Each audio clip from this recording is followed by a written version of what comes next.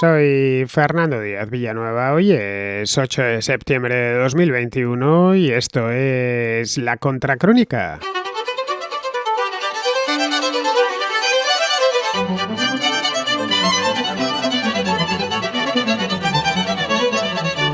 A lo largo del verano, la economía británica se ha visto afectada por varios factores negativos que están impactando de lleno en ella porque el verano no se ha terminado todavía. Falta mano de obra, especialmente en el sector del transporte y de la agricultura. Las nuevas normas de inmigración han complicado a los empresarios británicos, contratarla fuera, y el levantamiento de las restricciones por causa de la COVID a finales del mes de julio ha ocasionado un repunte muy agudo en la demanda de todo tipo de productos. Se han visto afectadas tanto las grandes como las pequeñas empresas. Se están viendo afectadas porque este es un problema que está en curso. Los restaurantes y los supermercados tienen problemas de abastecimiento que van de menor a mayor. En algunos casos sí es más grave y en otros simplemente faltan algunos tipos de productos. La escasez de cualquier modo afecta a una variedad bastante grande de bienes, desde cafeteras, simples cafeteras que se compran en centros comerciales, hasta batidos de McDonald's, pasando por tubos de ensayo para científicos y para médicos. Se estima que hay un déficit de alrededor de 100.000 conductores de camiones. Este ha venido provocado por un éxodo de ciudadanos extranjeros, básicamente comunitarios, durante la pandemia. Es una buena parte, la mayor parte de esos trabajadores que se fueron durante la pandemia no han regresado. La nueva regulación migratoria, fruto del Brexit, y los requisitos de autoaislamiento por causa de los nuevos contagios, pues también están teniendo parte de la culpa de todo este problema. La enorme cantidad de puestos vacantes de camioneros y también de conductores de furgonetas de reparto se ha visto agravada por la escasez de mano de obra así de manera más generalizada que afecta a todo tipo de empresas de procesado de alimentos, por ejemplo, de recolección de fruta, trabajos que anteriormente realizaban básicamente ciudadanos de la Unión Europea. Las distintas patronales sectoriales han pedido al gobierno de Boris Johnson que acelere y facilite los visados de trabajadores, ya que la industria enfrenta graves cuellos de botella que están obligando a los principales restaurantes, por ejemplo, a reducir o a cancelar sus servicios, y hay demasiados estantes vacíos en los supermercados. Y esto es muy difícil de ocultar porque las fotografías que se ven a través de televisión o en las redes sociales así lo demuestran. El gobierno es consciente del problema y ha prometido solucionarlo cuanto antes. El próximo 1 de octubre, de cualquier modo, el Reino Unido se entra en la siguiente fase ya y endurecerá drásticamente los trámites aduaneros, por lo que este problema podría incluso empeorar.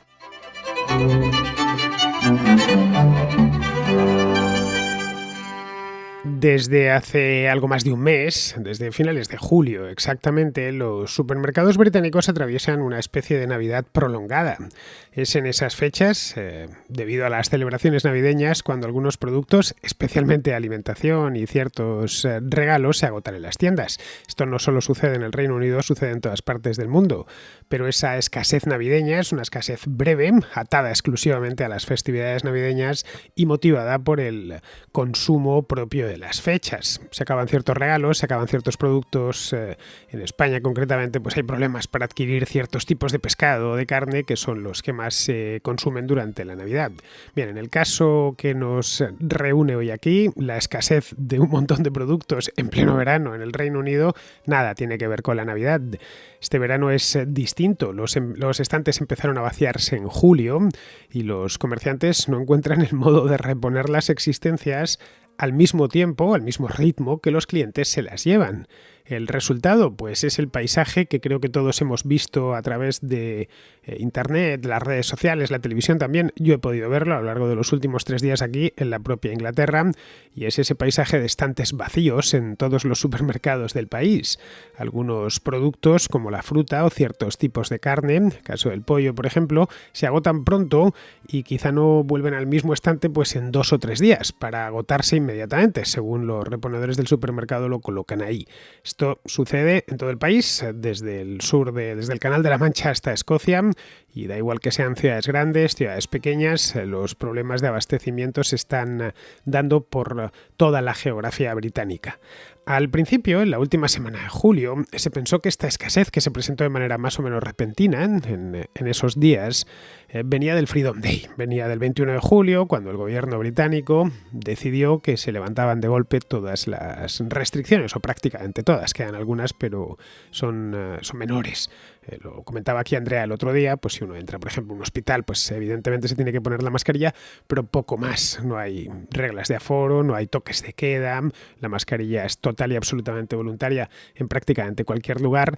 Bien, el país volvía el día 21 de julio a la más absoluta normalidad, al estado, al menos en cuanto a restricciones, prácticamente que había antes de que se aprobasen esas restricciones en marzo de 2020. Fue una fecha muy deseada por los británicos, en principio iba a ser en el mes de junio, pero debido a la variante Delta y a un repunte bastante grande en los contagios, decidió el gobierno de Boris Johnson llevársela ya a finales de julio. Hice aquí en la Contracrónica, en aquel entonces, en julio, un programa sobre este mismo tema, hablando de los riesgos que se corrían. Había riesgos sanitarios, evidentemente, que al final pues no han terminado ni muchísimo menos, y ahí están las cifras para demostrarlo. No se han correspondido con un repunte grave de fallecimientos ni de hospitalizaciones. El NHS, el Servicio Nacional de Salud, no se ha visto ni muchísimo menos colapsado, como si lo llegó a estar en el pasado, hace solo 8 o 9 meses, pero sí ha habido más contagios, eso es cierto, aunque después de un repunte grande en julio, la cosa se ha ido moderando. Lo que no se había previsto, nadie había previsto, era que empezasen a faltar productos en las tiendas. Esto era algo que, y si faltaban, sería al principio, debido a la fuerte demanda y repentina.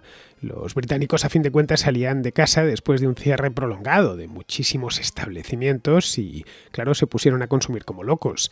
En el Reino Unido, durante este año, se llevó a cabo un confinamiento que no fue total y absoluto. La gente podía salir de casa, pero si salía de casa lo que se encontraba eran las tiendas cerradas, los restaurantes cerrados, los pubs cerrados. Básicamente, durante meses, los británicos y todos los que viven en este país se han dedicado a ir de su casa al trabajo y del trabajo a su casa. Se podía salir a hacer deporte o a dar un paseo en bicicleta, pero poco más. Así que cuando los centros comerciales, por supuesto, que estaban cerrados, era complicado salir del país, era complicado también entrar en él. En fin, que durante el primer semestre de este año el Reino Unido ha sido un país que en buena medida podemos decir que ha estado confinado.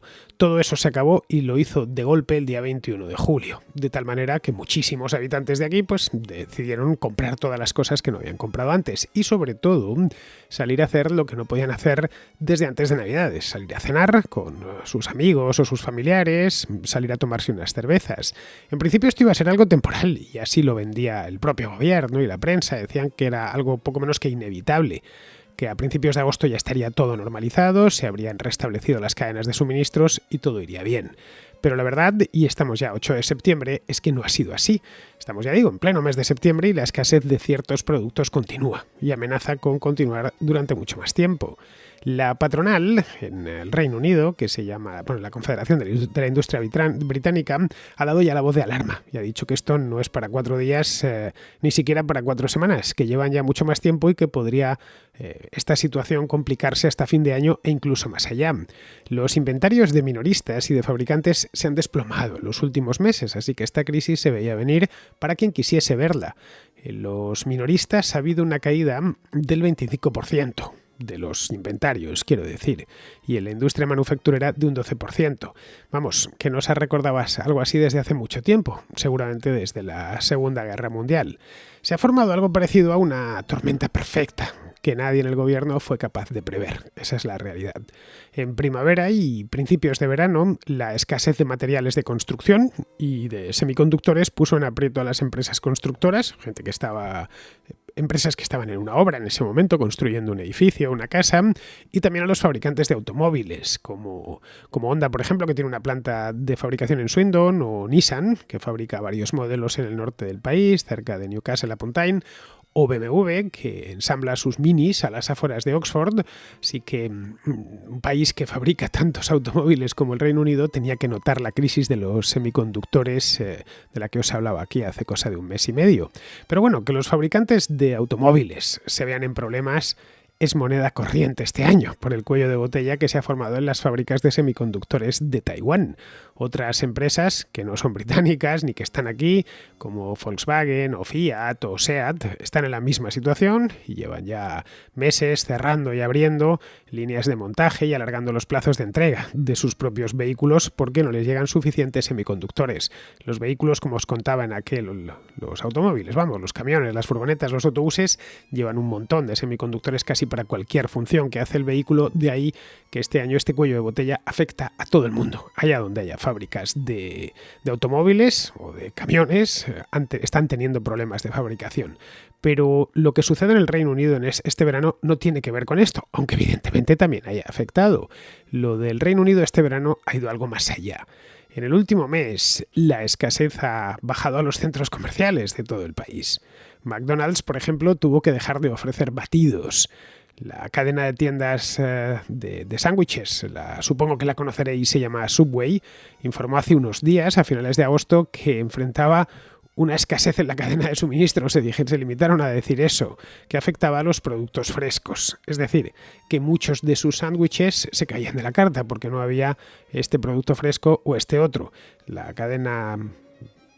Esta cadena Subway es muy famosa porque prepara una serie de sándwiches casi a la carta. El cliente elige lo que quiere que le pongan, ¿no? Conforme a una carta previa, ¿no? Pero luego hay negocios más típicamente británicos que no se ven en otras partes del mundo, pero que aquí son muy famosos. Por ejemplo, Wetherspoons, que es una cadena de pubs muy conocida. Le faltan algunas marcas de cerveza, concretamente Carling o Coors, que no están disponibles. Luego otro restaurante muy famoso en el Reino Unido, también Nando's, que es un restaurante sudafricano especializado en pollo a la parrilla. Ha cerrado unos 50 establecimientos por todo el país por falta de pollo. Evidentemente, un restaurante especializado en pollo que no puede servir pollo, pues no le queda otra que cerrar. No puede ofrecer a los clientes una alternativa que no sea pollo. Esto en el lado de los minoristas. En el de los mayoristas, los problemas son continuos desde finales del mes de julio. La empresa danesa Arla, que es el mayor proveedor de productos lácteos de todo el país, informó que una cuarta parte de las entregas de leche de los supermercados no iban a poder realizarla debido a la escasez no de leche ni de queso, sino de conductores de camiones, de camioneros. Coca-Cola Europacific Partners, que es la embotelladora que embotella Coca-Cola, para el Reino Unido y para el resto de Europa también, anunció hace unos días con gran pesar que entregaría a los comercios y a los supermercados menos latas de Coca-Cola de las previstas porque no le llegaban a la embotelladora suficientes latas de aluminio, a sus plantas de embotellado, No hay mayorista o minorista en todo el país que no tenga su propia historia que contar. He seleccionado unas cuantas que me parecen las más ilustrativas. La razón de todo este desbarajuste que nadie había sido capaz de prever, o no al menos prever en toda su magnitud, es relativamente sencilla de entender. Con las restricciones eliminadas casi por completo el pasado 21 de julio y la economía ya al 100% reabierta, la demanda se ha recuperado más rápido que la oferta, lo que ha provocado escasez y precios más altos. La inflación, por ejemplo, que estaba por debajo del 1% anual a principios de este año, superó de hecho el 2% en julio, fue el 2,1%, creo recordar, y como os contaba aquí hace 2 semanas en este programa que hice sobre la inflación, hablaba concretamente de la zona euro, pero en este caso el Reino Unido se ha comportado de manera muy similar. El Banco de Inglaterra espera que la inflación interanual este año suba muchísimo y se quede alrededor del 4% a finales de año. Es una cosa llamativa, el 1% en enero y que esté en el 4% en diciembre. Pero esa no es toda la historia. En otros países de Europa sucedió lo mismo, casi lo mismo. Tras 1 año y medio de confinamientos, de restricciones y de consumo a medio gas, la demanda, por lo menos la demanda en la calle, ha repuntado de golpe durante el verano. Esto lo hemos podido ver en España, lo hemos podido ver en Alemania, en Francia, en Italia, en prácticamente todos los países de Europa. Y claro, ni en Francia, ni en Alemania, ni en Italia, ni en España se están produciendo episodios de escasez como los del Reino Unido. Tampoco han tenido que avisar las empresas de interrupciones en el suministro y los McDonald's del continente están sirviendo batidos sin problemas.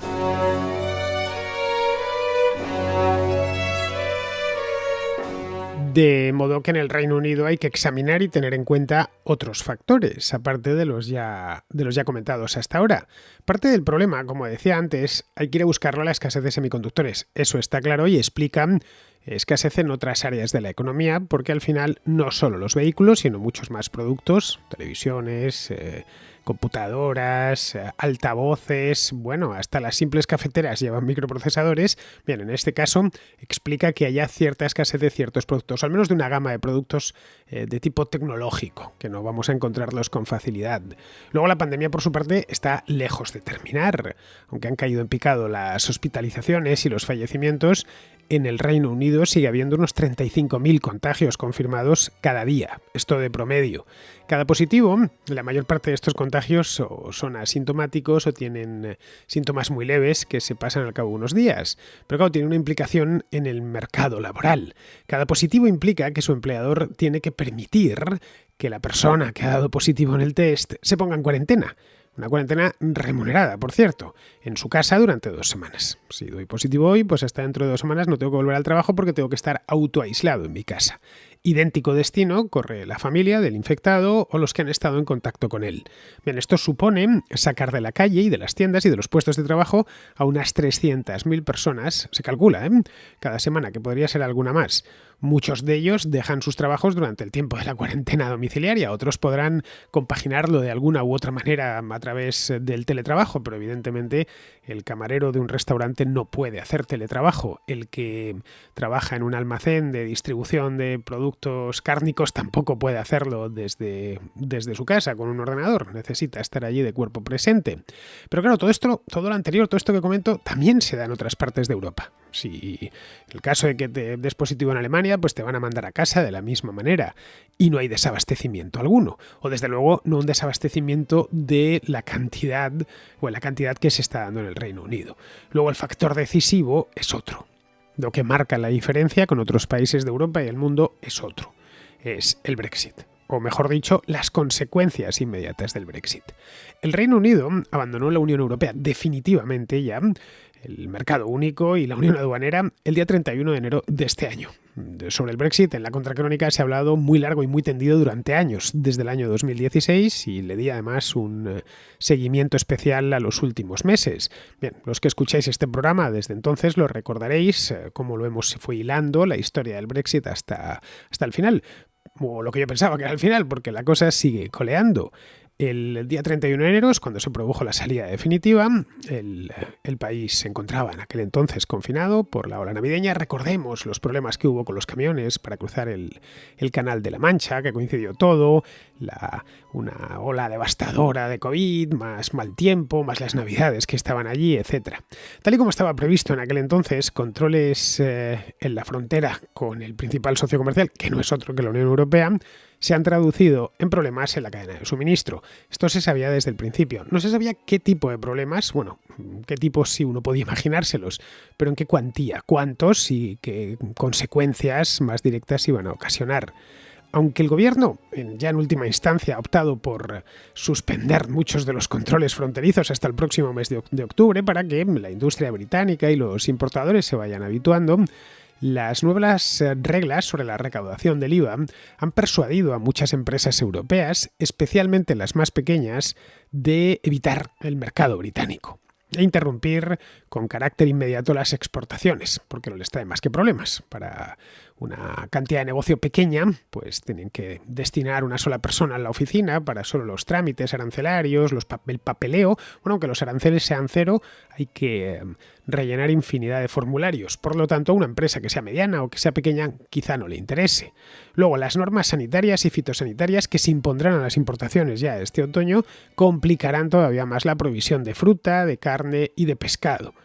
El Reino Unido no produce suficiente comida para autoabastecerse. Si tuvieran que vivir los 60 millones largos de británicos de lo que produce la isla Gran Bretaña, no, se morirían de hambre. Depende por completo del exterior. Y esto es así desde tiempos del Imperio Británico. Esta isla se especializó en la industria hace ya pues casi 200 años y siguen en ello, aunque ahora ya más que la industria es propiamente en los servicios. Pero vamos, que no produce suficiente comida no podría bajo ninguna circunstancia ni siquiera soñar con algo parecido a la autarquía. pero no es un problema exclusivamente de producto. El Reino Unido es un mercado interesante para un exportador extranjero porque se vende de todo y además a alto precio. Es un mercado interesante porque es de alto ingreso. El problema no solo es de producto, no es de meter los productos aquí, es también humano. El procesado de alimentos, la recolección de fruta o de verdura de temporada, y estamos en plena temporada de recolección de frutas y verduras, la hostelería, el reparto. Todos estos sectores empleaban a cientos de miles de comunitarios, gente venida de toda la Unión Europea, especialmente de los países del este, que fueron estos emigrantes llegados de Polonia, de Bulgaria, de Rumanía, uno de los detonantes del Brexit. Una de las quejas más comunes de los partidarios del Brexit era esto, que se les había llenado el país de polacos. Y claro que no podía ser porque, según ellos, no aportaban nada y se llevaban mucho. Bien, el resultado lo tenemos delante de nuestras narices. Así que durante la pandemia, muchos de estos comunitarios que estaban aquí trabajando abandonaron el país. Evidentemente fue con motivo de la pandemia. Volvieron a su casa porque en el Reino Unido los trabajos se evaporaron de un día para otro, con los confinamientos y los cierres. Y claro, es muy posible que algunos no regresen. De hecho, muchos que deberían haber regresado ya no han vuelto a lo largo del último mes y medio. Desenredar el nudo del Brexit y de la pandemia va a ser algo bastante difícil y llevará tiempo, mucho más tiempo del que seguramente Boris Johnson y su equipo imaginaban. Tomemos, por ejemplo, la escasez de camioneros, que es de la que más se está hablando en los últimos días. Faltan camioneros en toda Europa. Esto cualquiera que se dedique a ese trabajo lo conoce bien. Pero en el Reino Unido faltan más que en ningún otro sitio. Para que al menos los que quedan trabajen más, teniendo en cuenta que faltan un montón de ellos, pero los que quedan le dediquen más horas al trabajo, el gobierno de Johnson ha permitido que hasta el mes de octubre los camioneros pueden extender el máximo diario de 9 horas a 11 horas, pero solo 2 veces por semana. Esto mete unas cuantas horas más de camión. Pero eso por sí solo no acaba con el problema principal, y es que hay mucha menos gente dispuesta a conducir un camión o una furgoneta de reparto de la que había antes de la pandemia. Ojo, ya había problemas antes, ya faltaban camioneros antes en el Reino Unido. Las empresas de transporte se las veían y se las deseaban para conseguir conductores. No parece, por lo visto, un trabajo atractivo para los británicos, a pesar de que el salario promedio de los camioneros en el Reino Unido es, en comparación con otras partes de Europa, bastante alto y que además ha crecido un 20% a lo largo del último año, empujado obviamente por la falta de oferta y el crecimiento de la demanda. La gente en casa ha estado haciendo durante el último año y medio un uso muy intenso de Amazon y del comercio online en general, lo que supuso todo un desafío para la industria logística, no solo aquí, sino en toda Europa y por supuesto en todo el mundo. Pero no venían nuevos camioneros para atender ese crecimiento de la demanda, y entre los que había muchos se marchaban. La patronal del transporte por carretera, que en el Reino Unido se llama Road Haulage Association, estima que al país le hacen falta unos 600.000 camioneros de vehículos pesados, de camiones grandes, para funcionar normalmente, para que la economía pueda seguir funcionando, vamos. Bien, hay en activo actualmente 500.000, es decir, faltan unos 100.000. Como en el caso de la recolección de fruta, muchos de los camioneros en el Reino Unido eran comunitarios, que se empleaban como conductores. Gente que venía de distintas partes de Europa con su carnet de conducir camiones y se ponían a trabajar aquí. De seguir en la Unión Europea no habría demasiados problemas para suplir ese déficit.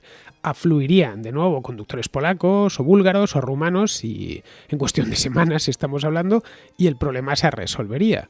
Pero ahora los comunitarios no pueden ni venir pueden, pero como turistas nada más, no pueden establecerse ni buscar trabajo por su cuenta en el Reino Unido. Pueden visitar el país, eso sí, un máximo de 6 meses como turistas. Para todo lo demás necesitan un visado especial que tienen que solicitar y tienen que tramitar previamente.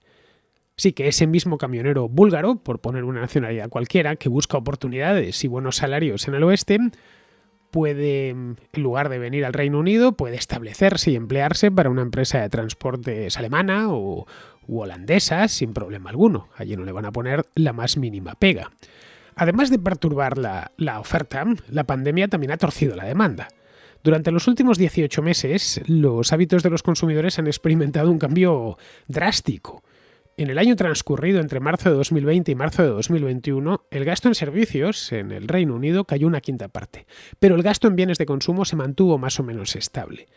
Tío, durante este último año y medio el británico típico apenas iba al pub, porque podía ir porque muchas veces estaba cerrado y limitaba sus visitas al supermercado porque o estaba cerrado o temía contagiarse en su interior. Si necesitaba algo lo pedía por Amazon. Eso ha afectado de lleno a los centros y a las arterias comerciales de las ciudades. En el Reino Unido han cerrado unas 18.000 tiendas desde finales del año 2019 y se han perdido más de 215.000 puestos de trabajo, en el sector minorista estoy hablando. Ahora que las tiendas han reabierto, la gente sigue comprando en Amazon, que mantiene los mismos niveles de ventas que hace 6 meses. Muchos trabajadores evidentemente han respondido siguiendo las oportunidades y el dinero. Los jefes, los que mandan en el sector de la hostelería, se han encontrado, y el que tienen restaurantes, bares, pubs, se han encontrado con que hay una escasez de personal apabullante. Probablemente porque algunos antiguos camareros ahora se dedican a otras cosas, se dedican al reparto de comida a domicilio, se han empleado en almacenes de distribución. Para atraerlos de nuevo a los pubs y a los restaurantes, sus dueños están ofreciendo sueldos más altos. Este año, en el Reino Unido, los salarios han aumentado de promedio un 0,8%. En el sector de la hostelería lo ha hecho un 3,7%. Y aún así faltan camareros, porque como en el caso del transporte por carretera, muchos provenían de la Unión Europea. Era habitual que estudiantes del continente se empleasen en restaurantes, generalmente de comida rápida, para financiarse así la estancia y aprender inglés. Bien, hoy eso se ha acabado. Hoy un joven italiano o español o francés que quiera trabajar en un McDonald's londinense tiene antes que tramitar un visado especial de trabajo.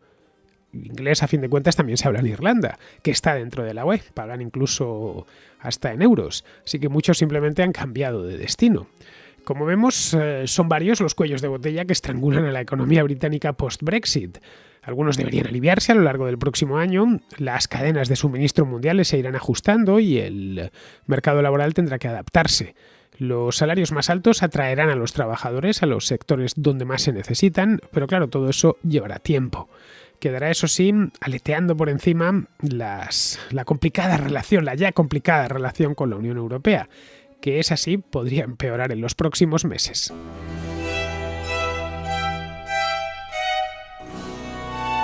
Vamos con la contrarréplica. Empezamos con Sergio, que está en Londres y que pues nos habla sobre el tema este de las restricciones, no solo aquí en el Reino Unido, sino también en otras partes de Europa. Hola Fernando, ¿qué tal? Bienvenido al Reino Unido. Qué suerte has tenido con el tiempo que hace. Vas a tener unos días fantásticos. Espero que los disfrutes. Tengo una cuestión para ver si entre Andrea y tú me podríais dar una respuesta. Y es que yo no encuentro lógica a muchas regulaciones y normas que muchos países están dejando o implantando. Por ejemplo, tú ahora has llegado al Reino Unido y seguramente has tenido que entregar un test negativo antes de la llegada y un test negativo que te llega a los 2 días a tu dirección. 100 euros mínimo. Pero luego tú te puedes ir a una discoteca y abarrotada de gente y no hay ningún problema, porque en este país no hay ningún tipo de restricciones. A mí me parecería bien si no hubiera ningún tipo de restricciones de ningún tipo y simplemente con estar vacunado poder entrar en el país. Luego vas a España con estar vacunado suficiente, pero hay toque de queda. Es decir, el virus a partir de la 1 de la mañana, por lo visto, contagia. Hasta la 1 de la mañana no. Me parece muy absurdo. Ahora la Unión Europea ha recomendado, no sé si esto se puede implantar como ley, pero ha recomendado que no se deje acceder a los ciudadanos de Estados Unidos. Todo esto, ¿qué sentido tiene? Todo esto, ¿a dónde nos lleva? ¿Cuánto va a durar? La gente está muy cansada. Yo supongo que, no sé, tenemos que vivir con este virus. Estamos todos vacunados, los que hemos querido vacunarnos. Hemos hecho lo que nos han dicho que teníamos que hacer. Los científicos, ¿qué opinan sobre esto? Andrea, ¿qué opinas sobre esto? ¿Tiene alguna fundamentación que cambiar de país sea peligroso para el país receptor? No entiendo nada, no sé. Me gustaría saber vuestra opinión. Un saludo. Pues sí, Sergio, he tenido mucha suerte porque el tiempo aquí en el sur de Inglaterra es excepcional, excepcionalmente bueno, quiero decir, más aún en esta época del año. Durante el día la temperatura se fue ayer a los 27 grados y a eso de las 11 de la noche creo recordar que había como 20. Vamos, algo propio de Madrid en estas fechas, pero no de Cambridge. A ver si hay suerte y dura hasta que me vaya, que yo el frío lo llevo muy mal. Bien, respecto a lo que comentas de las restricciones impuestas por los gobiernos, la mayor parte de ellas no tienen ni pies ni cabeza.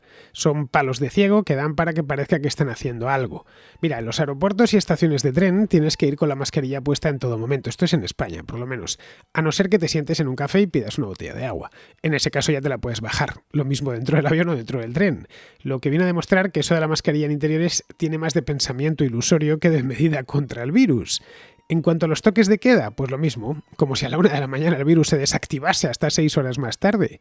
Aquí en el Reino Unido, como bien sabes, porque vives en él, no hay apenas restricciones, pero para entrar te piden el certificado de vacunación, un test negativo y te obligan a adquirir otro test por 40 libras. Es decir, unos 45 euros al cambio, que tienes que hacerte tú mismo metiéndote el palo por la nariz, cosa que yo, por cierto, hice ayer sin demasiado entusiasmo. Lo envié por correo, en un sobre que me dieron, que me enviaron a la dirección indicada, así que no sé si estará bien hecho o mal hecho. Supongo que no estará bien hecho porque no sé muy bien cómo se hace eso y tampoco introduje el palo tan a fondo como hacen las enfermeras. Así que bueno, ya me dirán, bueno, o no me dirán, quién sabe.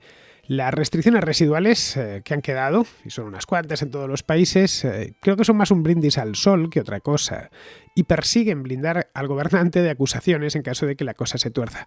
Están más dirigidas a otros políticos que a la población en general. Bien, vamos ahora con Omar de Barcelona, que nos habla del tema de ayer que ha dado tanto que hablar, al menos en los comentarios, tanto en YouTube como en iVoox, el de la conspiranoia.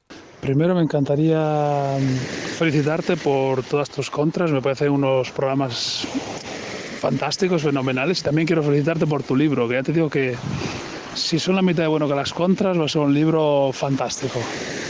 Luego, por otro lado, te quería hablar del programa que has hecho de la conspiranoia, y creo que hay dos puntos que se han olvidado un poco.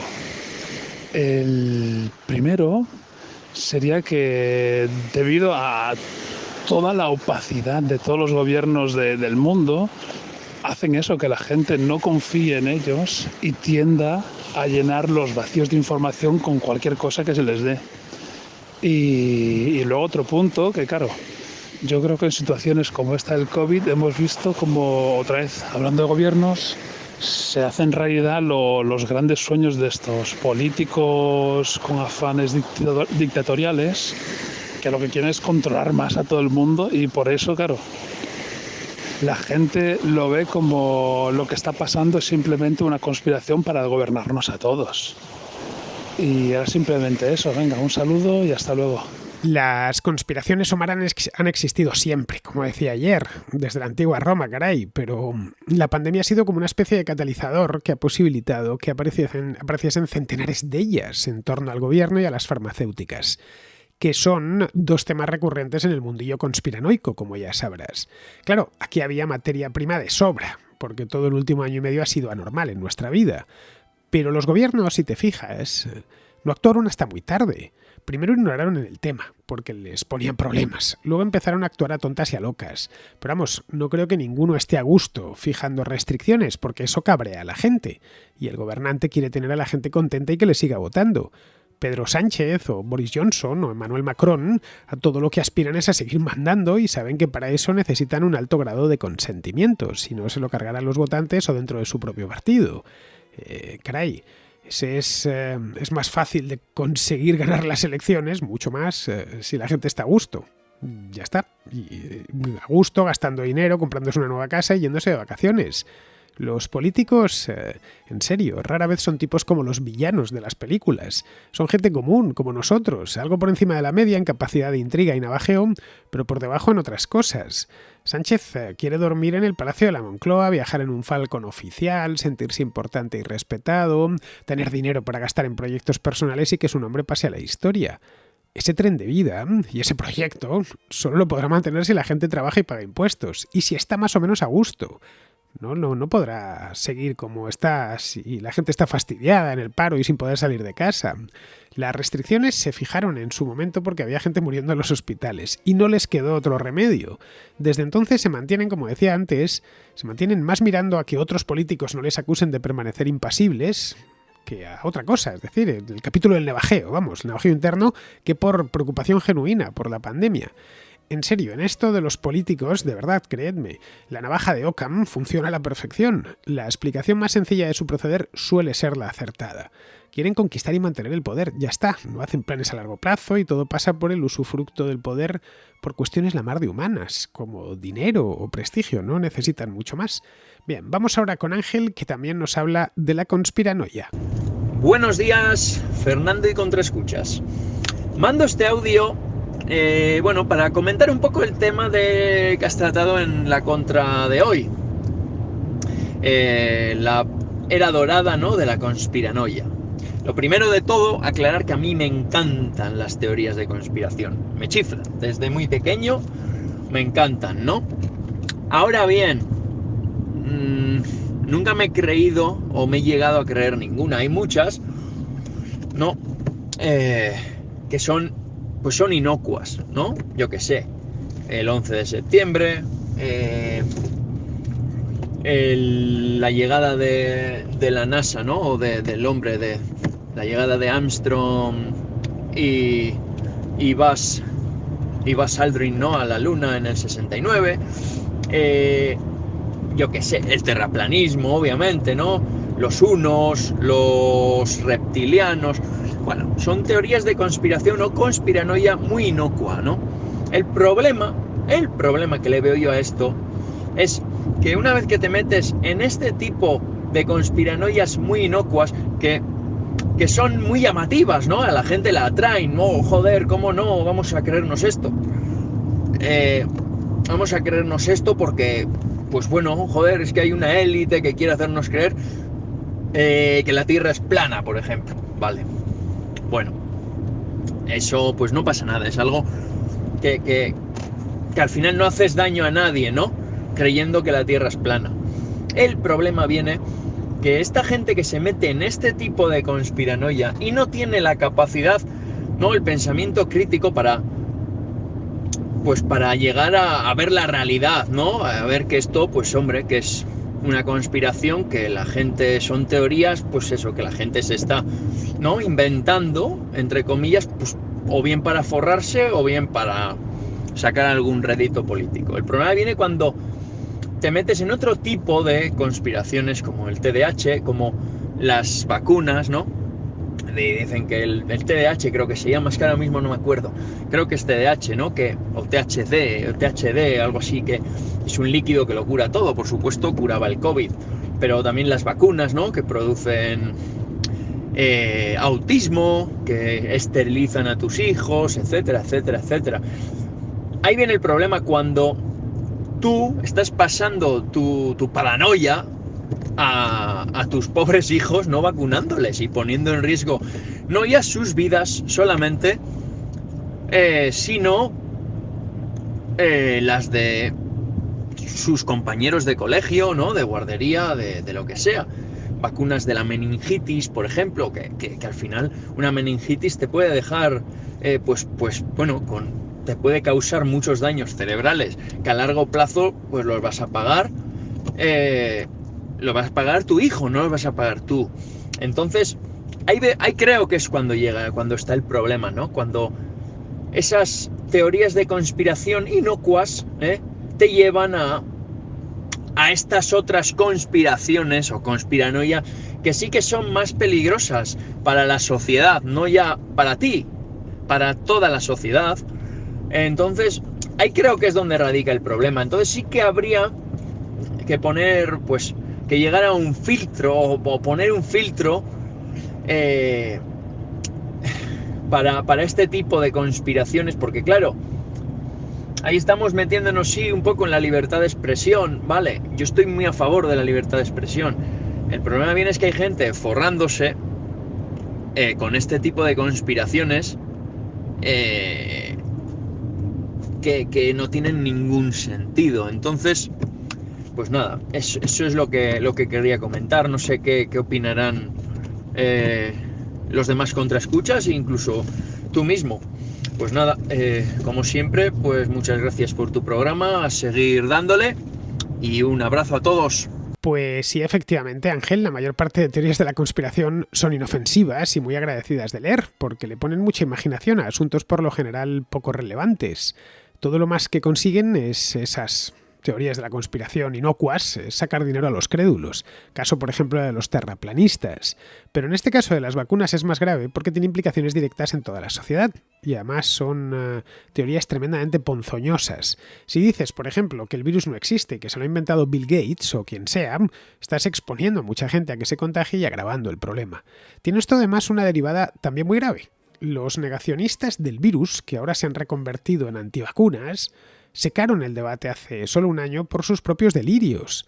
Era imposible acometer un debate serio sobre las restricciones si quienes las emplean como ariete y como reclamo es gente que dice que el virus lo han inventado y que todo es una conspiración tramada por los poderosos para implantar un nuevo orden mundial en el que la mitad de la población sea aniquilada. A partir de ahí el debate queda envilecido y seco. Bien, ahí el veneno es doble porque intoxican el debate público y lo hacen imposible. Bien, vamos a ir terminando, vamos con Pizarro, que nos habla también de conspiranoia. Ante cualquier asunto complejo y nada claro, surge una explicación más o menos sencilla, más o menos plausible e inquietante, que resuelve el enigma y exige una rebelión. Hoy día la hiperconectividad hace que las explicaciones más o menos sencillas, más o menos plausibles e inquietantes se transmitan rápida y extensamente. Y también hace que sus cuestionables sencillez y plausibilidad sean cuestionadas y expuestas. Las explicaciones a asuntos complejos y nada claros, que resultan igual de complejas y totalmente inverosímiles, quedan para sectas. Y las demostradamente falsas quedan para la guasa. Un gran saludo de Pizarro. Y hasta aquí, queridos amigos, llega la contra de hoy, 8 de septiembre. Mañana, que es miércoles, mañana será jueves, por lo tanto y contra, así que aquí os espero. Hasta mañana, amigos.